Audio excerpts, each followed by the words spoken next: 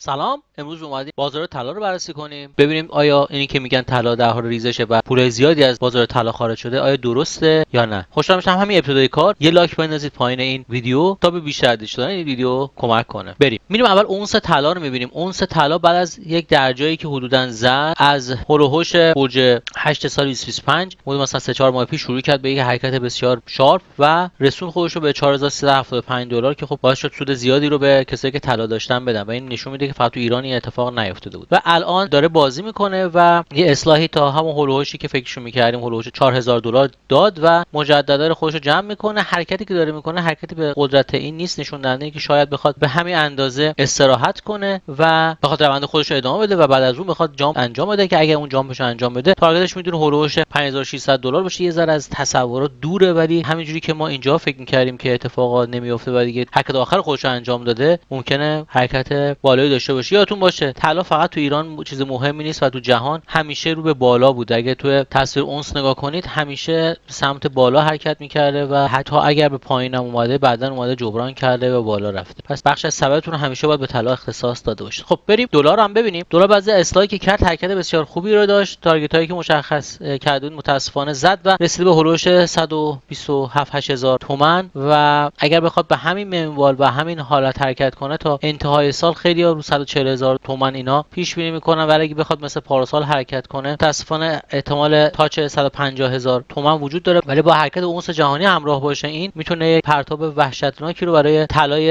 18 ایار هم داشته باشه. این هم اگه بخواد به همون منوال سال پیش حرکت کنه تا شب عید بخواد بالا بره 16 میلیون میتونه براش دور از تصور نباشه مگر اینکه اتفاق خیلی خاصی بیفته که بخواد این هم اصلاح کنه. تا زمانی که اونس جهانی و دلار رو به بالا هستن نمیتونیم منتظر ایستادن حرکت طلا باشیم. سکه هم به همون نحو میتونه حتی 163 میلیون هم ببینه اگر مثل سال پیش بخواد حرکت کنه. کندلا کاملا شارپ هستن و نشون دهنده این که هستن که همچنان میخوان حرکت کنن. تنها چیزی که تو سکه هست این که به سقف کانالش رسیده، احتمال اصلاح و ادامه حرکت وجود داره و مزنه هم میبینیم که سقف خودش رو زد و اون هم داره به سمت بالا حرکت میکنه. نظر شما چیه؟ طلا تا آخر سال میتونه عددی که من گفتم تاچ کنه یا صلح جهانی اتفاق میفته و طلا هم میریزه؟ من میشم نظرتون رو کامنت کنید.